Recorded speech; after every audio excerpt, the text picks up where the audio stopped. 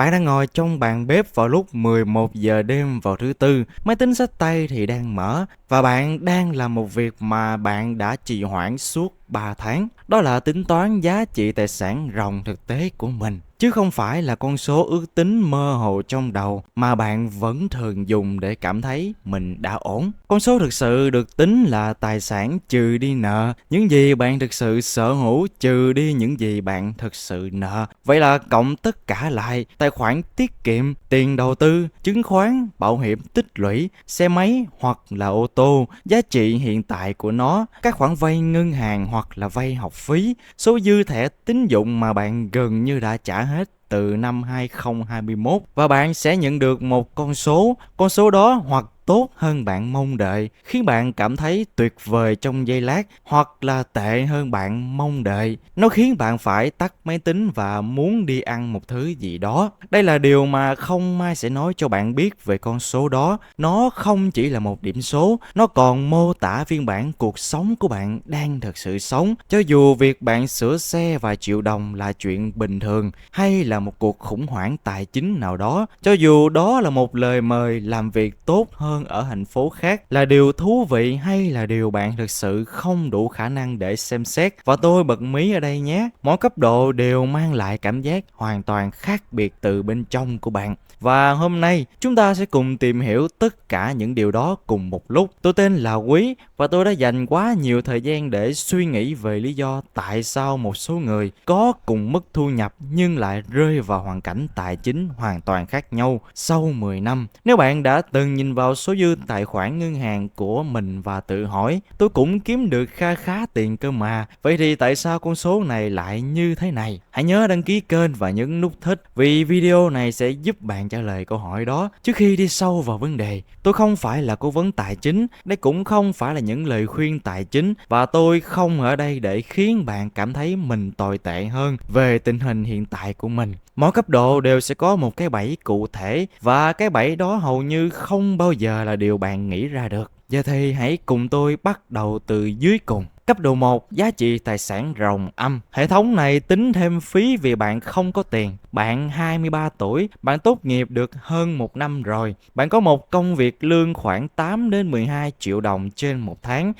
Nghe thì có vẻ là tiền thật. Cho đến khi bạn thấy tiền lương của mình bị trừ tiền thuê nhà, xăng xe, sinh hoạt, ăn uống và các khoản bảo hiểm khác. Bạn có khoảng 100 triệu tiền vay học phí hoặc là vay tiêu dùng. Vài triệu trên thẻ tín dụng bạn mở ra để phòng trường hợp khẩn cấp. Thực ra đó chỉ là cách nói lịch sự cho chi tiêu hàng tháng của bạn mà thôi. Và vài trăm nghìn trong tài khoản. Giá trị tài sản ròng của bạn ước tính là âm. Và chào mừng bạn đến với cấp độ 1. Bạn có thể nghĩ rằng việc không có tiền đã đủ tồi tệ rồi. Nhưng hệ thống tài chính nhìn vào tình huống đó và nói, bạn biết điều gì sẽ làm cho việc này thú vị hơn không? Đó là tính thêm phí của bạn. Phí chậm thanh toán, phí phạt, lãi suất thẻ tín dụng. Bạn chi tiêu vài trăm nghìn và không đủ tiền trả. Và ngân hàng bắt đầu tính lãi cho bạn. Không phải từ những người giàu có mà từ những người đang thiếu tiền như bạn. Và nếu tình hình của bạn trở nên tuyệt vọng đến mức bạn phải tìm đến các app vay nhanh hoặc tín dụng đen thì lãi suất thực tế có thể lên tới vài trăm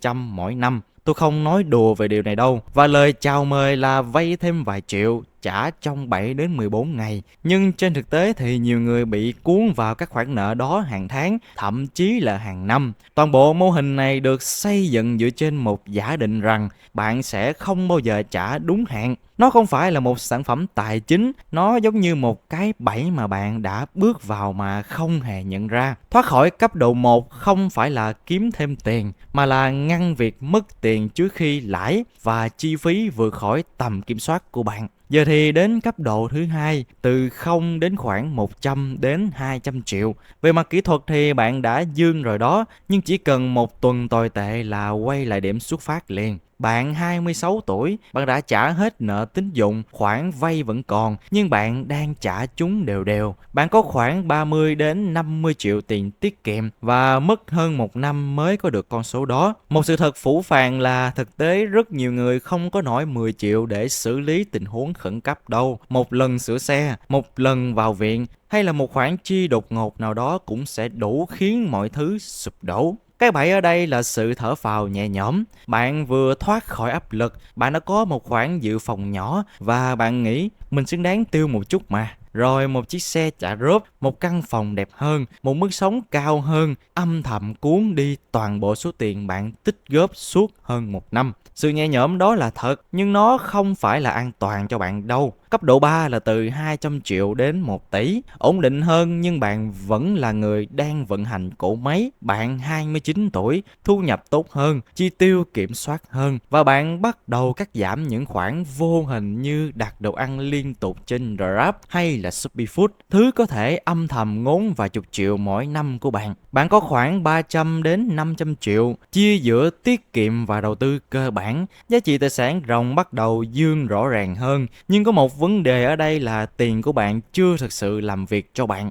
Nếu số tiền đó được đầu tư với mức lợi nhuận khoảng 7% mỗi năm, nó chỉ tạo ra vài chục triệu mà thôi, không đủ để thay đổi cuộc sống của bạn. Số tiền đó có thể chỉ tương đương vài tháng chi tiêu hoặc là một vài kỳ trả góp xe mà thôi. Lãi kép lúc này giống như một người học việc vậy đó, nó có mặt nhưng bạn vẫn là người làm chính. Cái bẫy sẽ nằm ở chỗ là giữ toàn bộ tiền trong tài khoản tiết kiệm với lãi suất thấp, trong khi thì lạm phát âm thầm làm giảm giá trị của nó mỗi năm. Tiền sẽ không mất đi ngay lập tức, nhưng nó đang mất giá từng ngày. Lối thoát là bắt đầu đầu tư, mở tài khoản chứng khoán, tham gia các kênh đầu tư dài hạn và nếu công ty có hỗ trợ đóng bảo hiểm hoặc là quỹ tích lũy thì tận dụng tối đa chúng. Đó gần như là tiền miễn phí cho bạn. Cấp độ 4 là từ khoảng 1 đến 2 tỷ đồng, áp lực mua nhà và xe. Bạn 33 tuổi, bạn mua một căn nhà hoặc chung cư ở khu vực thuận tiện, gần siêu thị, gần chỗ làm. Bạn trả góp mỗi tháng 12 đến 25 triệu đồng. Chiếc xe cũ của bạn thì bắt đầu xuống cấp. Thế là bạn quyết định đổi sang xe mới, trả góp thêm vài triệu mỗi tháng. Trên giấy tờ thì tài sản của bạn đang tăng lên. Nhìn từ bên ngoài thì bạn có vẻ đã rất ổn định. Nhưng trong thực tế thì sao? Thu nhập khoảng 25 đến 35 triệu mỗi tháng sau khi trừ tiền nhà,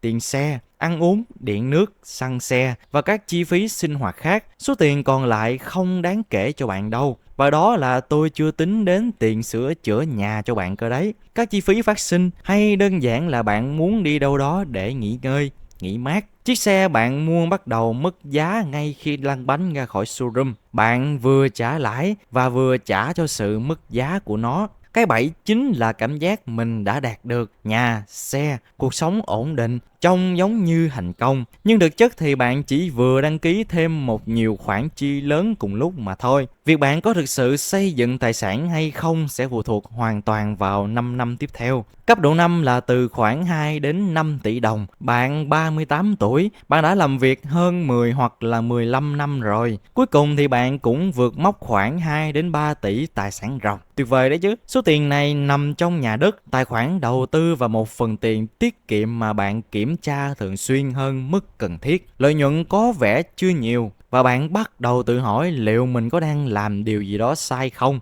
Thực ra thì bạn không sai. 100 triệu đầu tiên luôn là khó khăn nhất. Nhưng sau đó thì mọi thứ bắt đầu tăng nhanh hơn. Khi số tiền lớn dần, chính nó sẽ tạo ra tiền thêm. Và với vài trăm triệu đầu tư, lợi nhuận mỗi năm chỉ đủ cho một khoản chi tiêu nhỏ mà thôi. Nhưng khi bạn có vài tỷ rồi, cùng mức lợi nhuận đó có thể bắt đầu chi trả những chi phí thiết yếu mà bạn không cần làm gì thêm. Lúc này thì như tôi đã nói, người học việc bắt đầu trở thành người làm chính. Cái bẫy bạn sẽ đối diện ở đây là thành công. Bạn được tăng lương, thu nhập tăng thêm khoảng vài triệu mỗi tháng và chỉ sau vài tháng, bạn chuyển sang một căn nhà tốt hơn, nâng cấp xe, chi tiêu thoải mái hơn, nhưng tỷ lệ tiết kiệm lại thấp hơn trước. Những khoản chi tiêu đó không ồn ào xuất hiện trước mắt bạn. Nó sẽ âm thầm tăng theo thu nhập và lấy đi toàn bộ phần dư của bạn. Lối thoát ở đây là tự động hóa, chuyển tiền đi đầu tư ngay khi bạn nhận lương, đừng để phần còn lại quyết định thay bạn. Hãy nhớ rằng bạn của tương lai không kỷ luật hơn bạn hiện tại, họ vẫn là bạn mà thôi. Và từ đây trở đi thì mọi thứ bắt đầu thay đổi. Các cấp độ trước chủ yếu là về vấn đề hành vi mà thôi.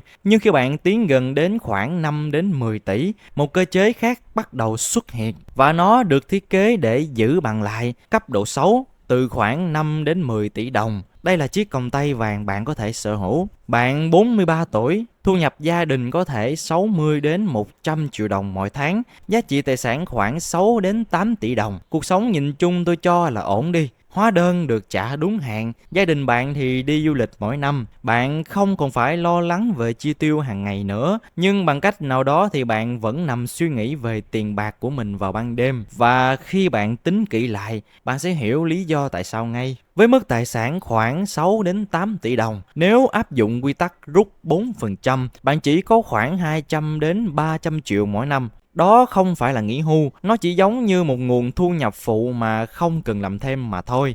Bạn vẫn chưa thực sự tự do đâu. Đây là cái bẫy mà ít ai nhận ra. Toàn bộ cuộc sống của bạn đã được xây dựng dựa trên thu nhập hiện tại, tiền nhà, xe, chi phí gia đình, con cái và tất cả đều cần dòng tiền liên tục. Điều đó có nghĩa là bạn không thể dừng lại được, không thể giảm thu nhập và cũng không thể nghỉ ngơi quá lâu. Còng tay vàng không giống một cái bẫy, nó giống như một cuộc sống mà bạn đã quen và đó là lý do nó giữ bạn lại rất chặt. Trong khi đó thì khi bạn có vài tỷ đầu tư, sẽ có một thời điểm mà lợi nhuận hàng năm bắt đầu vượt số tiền bạn bỏ vào. Từ thời điểm đó thì tiền bắt đầu làm việc nhiều hơn cho bạn. Cấp độ 7 là từ khoảng 10 đến 25 tỷ đồng. Hiệu ứng quả cầu tuyết bây giờ đã bắt đầu lăn. Bạn 48 tuổi, một ngày nào đó bạn nhìn lại và nhận ra tài sản của mình đã vượt một mốc lớn. Không cần ồn ào, không cần kịch tính, nó chỉ là ở đó. Với khoảng 10 tỷ đầu tư, lợi nhuận mỗi năm có thể đạt vài trăm triệu.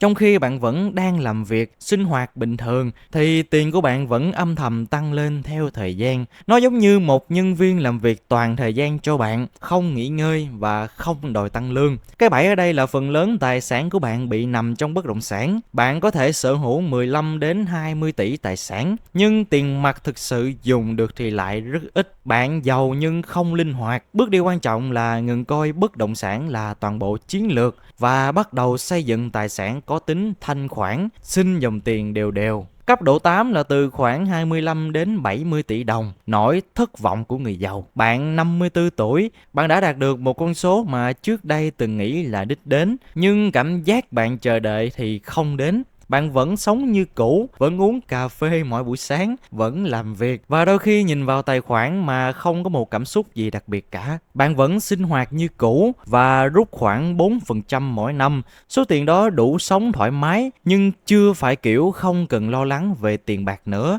Đây là lúc một sự thật khác xuất hiện. Những người thực sự xây dựng được tài sản lớn hiếm khi là những người bạn nghĩ, không phải người nổi tiếng, cũng không phải là những người khoe thành công trên mạng. Đó thường là những người rất bình thường, làm những công việc ổn định, kiếm tiền đều đặn và quan trọng nhất, đầu tư đều đặn trong thời gian dài. Họ không tiêu tiền để trông có vẻ giàu, họ giữ tiền để trở nên giàu có hơn. Bạn sẽ thấy những người có tài sản lớn lại sống khá đơn giản, đi những chiếc xe phổ thông, chi tiêu hợp lý, không chạy theo hình ảnh. Trong khi đó thì rất nhiều người trông có vẻ giàu, thực chất chỉ là đang trả góp cho hình ảnh đó mỗi tháng mà thôi. Khi bạn nhìn họ từ bên ngoài, bạn sẽ rất dễ dàng đoán sai. Cái bẫy ở đây là mục tiêu luôn thay đổi. Khi bạn chưa có, bạn nghĩ một con số là đủ, và khi bạn đạt được, bạn lại thấy nó chưa đủ. Cấp độ thứ 9 là từ khoảng 70 tỷ trở lên. Đây là lúc tự do thực sự. Bạn 60 tuổi, tài sản ở mức rất cao.